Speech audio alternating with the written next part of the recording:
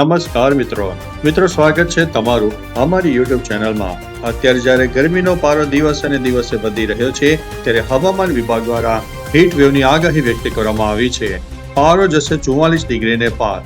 ગુજરાતમાં માવઠા બાદ હવે આખરી ગરમીનો માહોલ સર્જાઈ શકે છે। હવામાન વિભાગે આજે રવિવારથી રાજ્યમાં હીટ વેવની આગાહી વ્યક્ત કરી છે, જેમાં તાપમાન 41 થી 44 ડિગ્રીની વચ્ચે રહેશે। આજે અમદાવાદ, રાજકોટ અને કચ્છમાં યલો એલર્ટ આપવામાં આવ્યું છે। આવતીકાલે અમદાવાદમાં ઓરેન્જ એલર્ટ જારી કરવામાં આવ્યું છે। રાજકોટમાં પારો 44 ડિગ્રી સુધી પહોંચવાની શક્યતા વર્ણવવામાં આવી છે। 15 મે સુધી આકરો તાપ પડવાની સંભાવના હોવાથી બપોરે બહાર ન નીકળવા માટે અપીલ કરવામાં આવી છે।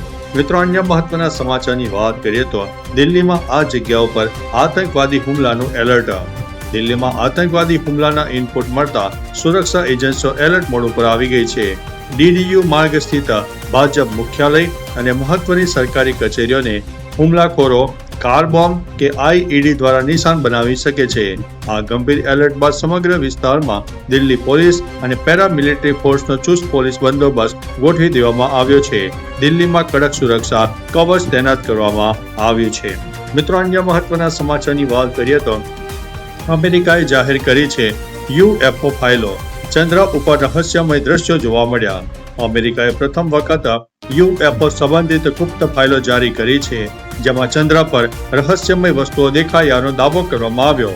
એપોલો 12 અને 17 મિશનના રેકોર્ડ જારી કરવામાં આવ્યા છે, જેમાં અવકાશયાત્રીઓ અવકાશયાન પાસે આતશબાજી જેવો નજારો અને ચમકતા કણો જોવાની વાત કરી રહ્યા છે।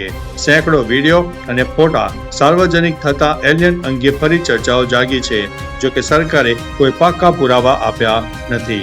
અન્ય મહત્વના સમાચારની વાત કરીએ તો મેં 9 યુદ્ધો રોક્યા, હવે રશિયા અને યુક્રેનનો વારો છે, તેવું ડોનાલ્ડ ટ્રમ્પે પોતાના નિવેદનમાં જણાવ્યું છે। અમેરિકી રાષ્ટ્રપતિ ડોનાલ્ડ ટ્રમ્પે દાવો કર્યો છે કે તેઓ અત્યાર સુધીમાં 9 આંતરરાષ્ટ્રીય સંઘર્ષો અટકાવી ચૂક્યા છે અને હવે રશિયા અને યુક્રેન યુદ્ધ ખતમ કરવું તેમનું 10મું લક્ષ્ય રહેશે। ટ્રમ્પની મધ્યસ્થિતિ 9 થી 11 મે સુધી 3 દિવસના સીઝફાયરની જાહેરાત કરવામાં આવી છે।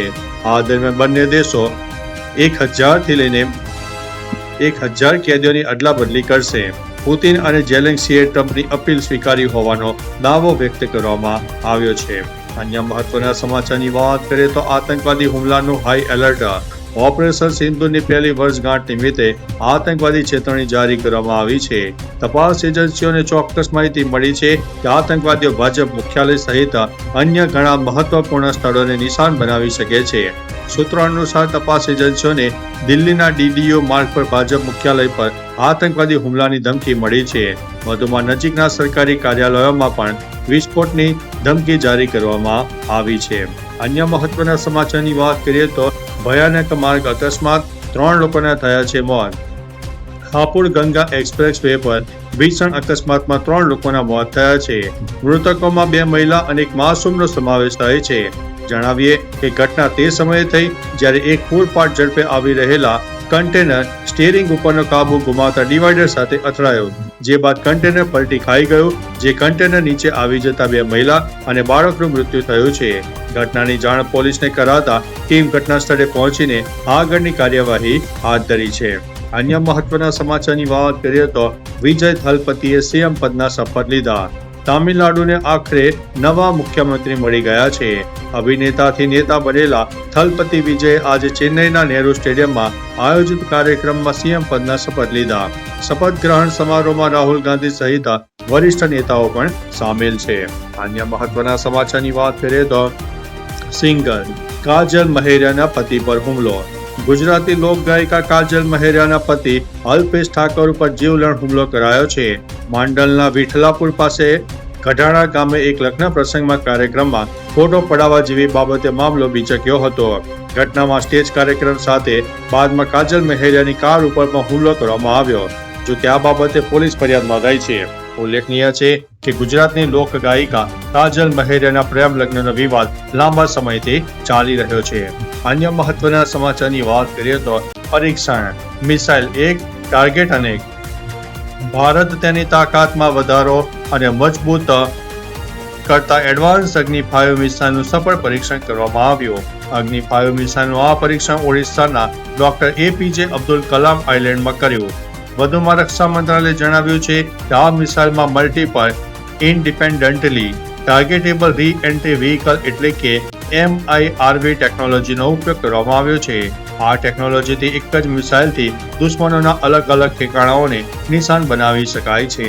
અન્ય મહત્વના સમાચારની વાત કરીએ તો મુસલમાન ન હિજાબ છોડશે ન ભારત. એમના નેતા અકબરુદ્દીન ઓવૈસીએ હિજાબનો વિરોધ કરનારાઓને કડક ચેતવણી આપી છે. તેમણે કહ્યું છે કે જે લોકો હિજાબ ઉતારવા માંગે છે તેઓએ ધ્યાનથી સાંભળી લો. અમે અમારી ફરજ, સુન્નત, નફલ નમાઝ, મસ્જિદો અને સરિયા હિજાબને છોડવા તૈયાર નથી. ભારત છોડવાના સૂચનને નકારતા તેમણે કહ્યું છે કે આ દેશ અમારો હતો, છે અને રહેશે. અમે હિજાબમાં જીવીશું, દાઢી રાખીશું, દુનિયામાં મુકાબલો કરીશું અને સફળ પણ થઈશું. અન્ય મહત્વના સમાચારની વાત કરીએ તો દુઃખદ સમાચાર. રાજ્યમાં દિન પ્રતિદિન અકસ્માતના કિસ્સામાં વધારો જોવા મળી રહ્યો છે. ત્યારે વધુ એક મોટો અકસ્માત ગોધરા નજીક વાવડી ટોલનાકા પાસે થયો. સ્કોર્પિયો કાર અને બાઇક વચ્ચે સર્જાયેલા અકસ્માતમાં બાઇક પર સવાર 3 યુવકોના મોત થયા. માહિતી અનુસાર રોંગ સાઈડમાં આવતી સ્કોર્પિયો કારે બાઇકને જોરદાર ટક્કર મારી. ઘટનાના પગલે લોકોના ટોળે ઉમટી પડ્યા. પોલીસે ગુનો નોંધીને આગળની કાર્યવાહી હાથ ધરી છે. અન્ય મહત્વના સમાચારની વાત કરીએ તો ભૂકા કાઢી નાખશે ગરમી. હવામાન વિભાગ દ્વારા ગરમીને લઈને મોટી આગાહી વ્યક્ત કરવામાં આવી છે. આવતીકાલથી ભૂકા કાઢી નાખે તેવી ગરમી પડશે. હાલમાં ગરમીનો પારો અમુક વિસ્તારમાં 44 ડિગ્રી સુધી પહોંચી ગયો છે. હવામાન વિભાગે આગામી 7 દિવસ માટે હીટ વેવ સાથે યલો એલર્ટ પર જારી કર્યું છે. આગાહી મુજબ રાજ્યમાં ગરમીનો પારો 45 ડિગ્રી સુધી પહોંચશે. વધુમાં કામ વગર બપોરના સુમારે ઘરની બહાર ન નીકળવાની અપીલ હવામાન વિભાગ દ્વારા વ્યક્ત કરવામાં આવી છે. અન્ય મહત્વના સમાચારની વાત કરીએ તો ડાકોરમાં ભાવ વધારો હાલ મોકૂફ. વિશ્વ વિખ્યાત એવા યાત્રાધામ ડાકોરમાં ભાવ વધારો હાલમાં મુલતવી રાખવામાં આવ્યો છે. ભક્તોમાં જોવા મળી રહેલા રોષને લઈને હાલ પૂરતો ભાવ વધારો નિર્ણય મોકૂફ રખાયો છે. ભાવ વધારા અંગે ચર્ચા કમિટી આગામી 15 તારીખે સેવક, આગેવાનો, ટ્રસ્ટી અને ચેરમેન કરશે, જે બાદ આગળનો નિર્ણય લેવામાં આવશે. જણાવીએ કે અગાઉ ભાવ વધારામાં સોનાના શિખર પર ધજા ચઢાવવાના 2500 રૂપિયા નક્કી કરવામાં આવ્યા હતા. અન્ય મહત્વના સમાચારની વાત કરીએ તો અમિત શાહનો 2 દિવસીય અમદાવાદ પ્રવાસ. અમિત શાહ 15 મેના રોજ 2 દિવસ માટે અમદાવાદની મુલાકાતે આવી રહ્યા છે.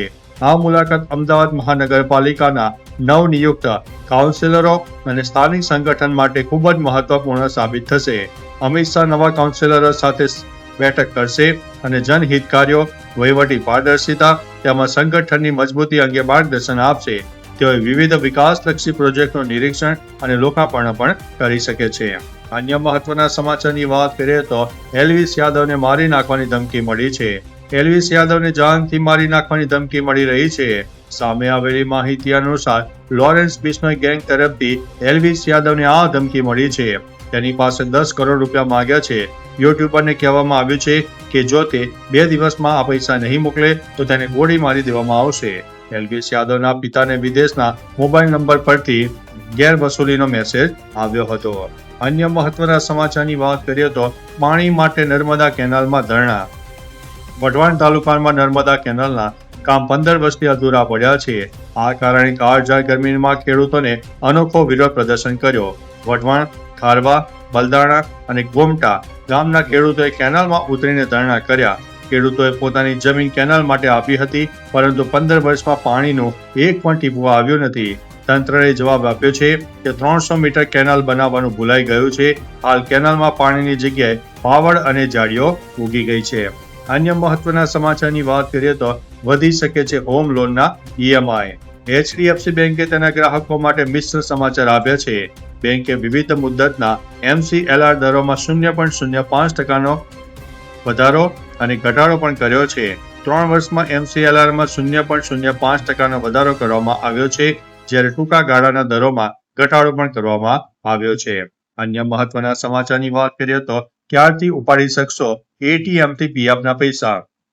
નવી વ્યવસ્થા હેઠળ EPFO સભ્યોને વિશેષ ATM કાર્ડ આપવામાં આવશે, જે તેમના PF ખાતા સાથે જોડાયેલું રહેવાનું છે. આ કાર્ડથી ATMમાંથી સીધા પૈસા ઉપાડી શકાશે. ઉપરાંત ફોન પે, ગૂગલ પે જેવા UPI એપ્સ દ્વારા પણ PFની રકમ બેંક ખાતામાં ટ્રાન્સફર કરી શકાશે. શરૂઆતમાં 1 લાખ સુધીની ઉપાડની સુવિધા મળશે. સરકારનું લક્ષ્ય છે કે 2026ના મધ્ય સુધીમાં આ સિસ્ટમ સંપૂર્ણ રીતે અમલી થઈ જાય. તો ચાલો મિત્રો, ફરીથી દેશ અને દુનિયાના સુપરફાસ્ટ સમાચાર લઈને મળતા રહીશું. ત્યાં સુધી અમને રજા આપશો. નમસ્તે.